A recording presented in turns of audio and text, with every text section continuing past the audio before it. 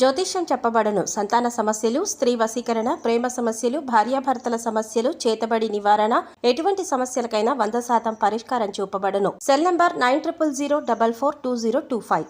ఓం శ్రీమాత్రే నమః. ఛానల్లోకి స్వాగతం అండి. సింహరాశి వారు చేయవలసిన పూజ ఒకటి మిగిలిపోయింది, అందుకే లైఫ్ సెటిల్ కావట్లేదు.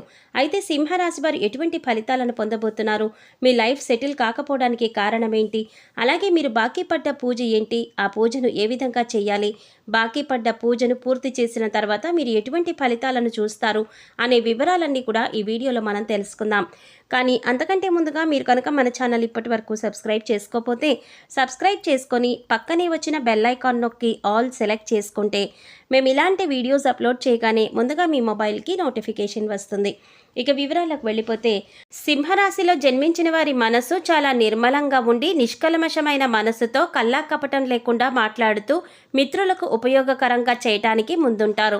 సింహరాశి వారు గృహమునందు ఔషధాలు పెంచాలి, రైతులకు మేలు రకం విత్తనాలు దానం చేయాలి, ఔషధ తత్వం గల ఫలాలు మరియు పుష్పాలను బ్రాహ్మణుడికి దానం చేయాలి, పేదలకు ఆయుర్వేద వైద్యాన్ని ఉచితంగా అందించటకు గాను ఆయుర్వేద వైద్యునికి మరియు వైద్యశాలలకు చేయూతను అందించాలి, కుమారి లేదా కలబంద మొక్కను ఇంటికి వాయువ్య భాగంలో పెంచాలి, మంగళవారాలలో శ్రీ సుబ్రహ్మణ్యేశ్వర స్వామి వారి ఔషధ మొక్కలను, ఆకులను, మూలికలను, ఔషధ తత్వం గల పుష్పాలను జలంలో వేసి అట్టి జలంతో స్వామివారిని అభిషేకించాలి.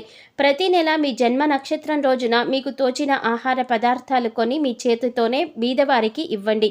దీనితో మీ సంపాదన వృద్ధి అవుతుంది. ఆహార పదార్థాలు కొనివ్వడం వీలు కాకపోతే కనీసం అరడజను నాణ్యమైన అరటిపళ్ళైనా సరే మీరు ఒక నిరుపేదకు కొనివ్వండి. మీ దోషాలు తొలగి మీ సంపదలు వృద్ధి అవ్వడానికి అత్యంత సమర్థవంతంగా పనిచేసే జ్యోతిష్య పరిహారం కావున తప్పనిసరిగా ప్రతి నెల ఈ పరిహారం ఆచరించడానికి ప్రయత్నించండి.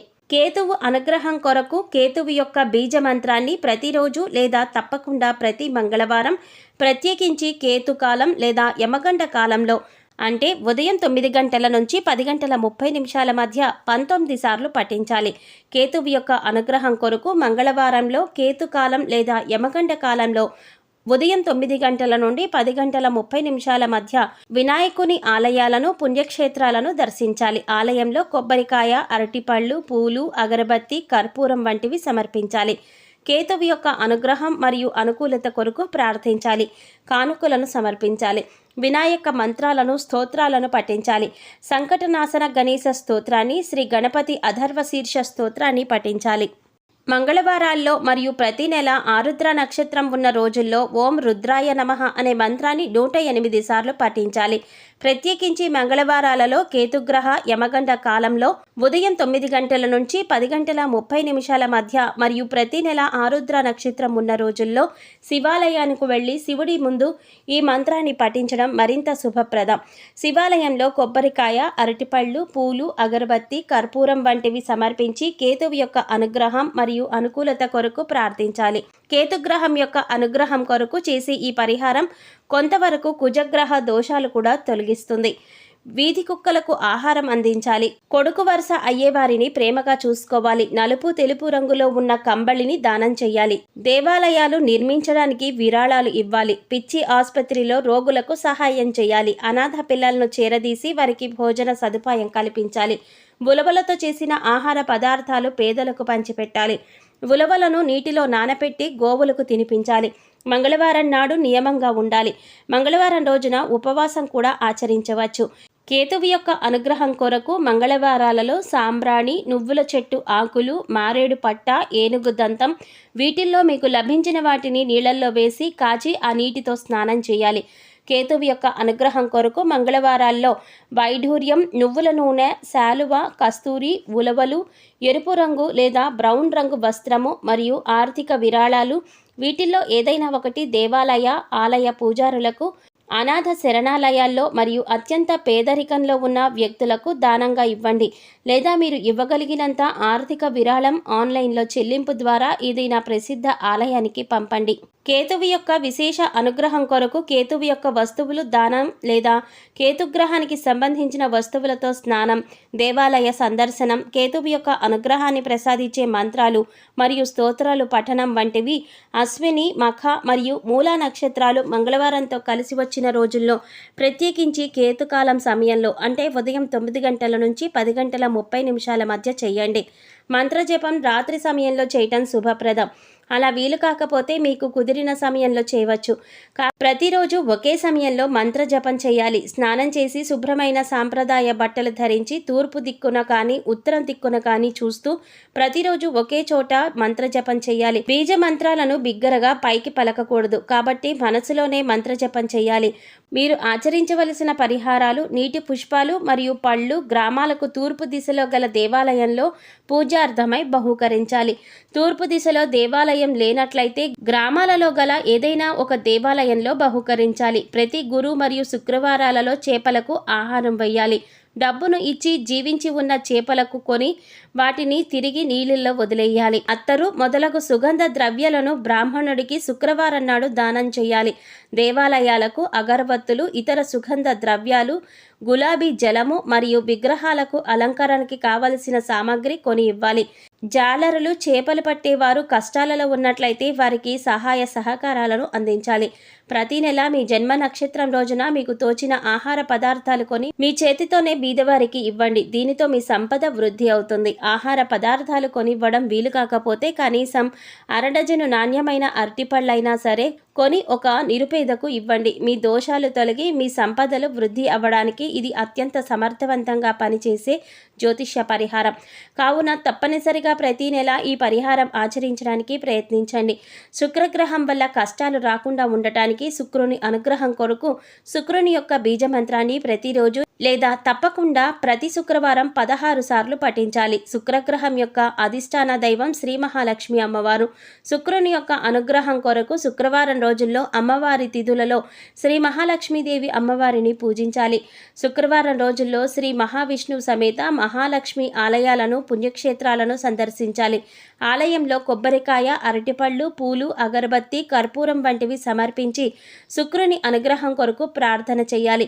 శుక్రవారం అమావాస్య తిథుల్లో శ్రీ మహాలక్ష్మి మంత్రాలను, శ్రీ కనకధార స్తోత్రాలను, శ్రీ సూక్తాన్ని పఠించాలి.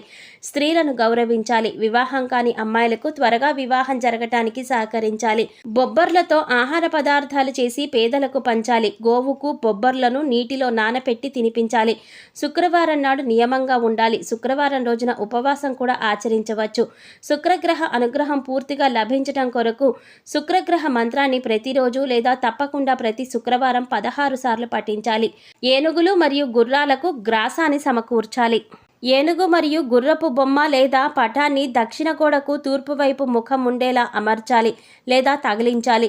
శ్రీ సూర్యభగవానుడిని ఆరాధిస్తే వీరికి శుభ ఫలితాలు లభిస్తాయి. వృక్షాలకు మరియు ఇంట్లో గల మొక్కలకు ప్రతినిత్యం తప్పనిసరిగా నీళ్లు పోయాలి. ఏనుగులకు అరటిపళ్లను తినిపించాలి. గోధుమలు, బెల్లం, మంచి నెయ్యితో వండిన పాయసాన్ని శివుడికి నివేదన చేసి స్వీకరించాలి. ప్రతి నెల మీ జన్మ నక్షత్రం రోజున మీకు తోచిన ఆహార పదార్థాలు కొని మీ చేతితోనే బీదవారికి ఇవ్వండి. దీనితో మీ సంపద వృద్ధి అవుతుంది. ఆహార పదార్థాలు కొనివ్వడం వీలు కాకపోతే కనీసం అరడజను నాణ్యమైన అరటిపళ్ళైనా కొని నిరుపేదలకు ఇవ్వండి. మీ దోషాలు తొలగి మీ సంపదలు వృద్ధి అవ్వడానికి ఇది అత్యంత సమర్థవంతంగా పనిచేస్తుంది అని జ్యోతిష శాస్త్రం చెప్తోంది. కావున తప్పనిసరిగా ప్రతి నెల ఈ పరిహారాన్ని ఆచరించడానికి ప్రయత్నించండి. సూర్యుని అనుగ్రహం కొరకు సూర్యబీజ మంత్రాన్ని ప్రతిరోజు లేదా తప్పకుండా ప్రతి ఆదివారం 7 సార్లు చదవండి. సూర్యుని అనుగ్రహం కొరకు శివాలయాలను, శివుడి పుణ్యక్షేత్రాలను ఆదివారం సందర్శించండి. కొబ్బరికాయలు, అరటిపళ్ళు, పూలు, అగరబత్తు, కర్పూరం మొదలైన వాటిని దేవాలయాల్లో సమర్పించి సూర్యగ్రహ అనుగ్రహం కోసం ప్రార్థించండి. సూర్యుని అనుగ్రహం కొరకు సూర్య నమస్కారాలు చేయండి.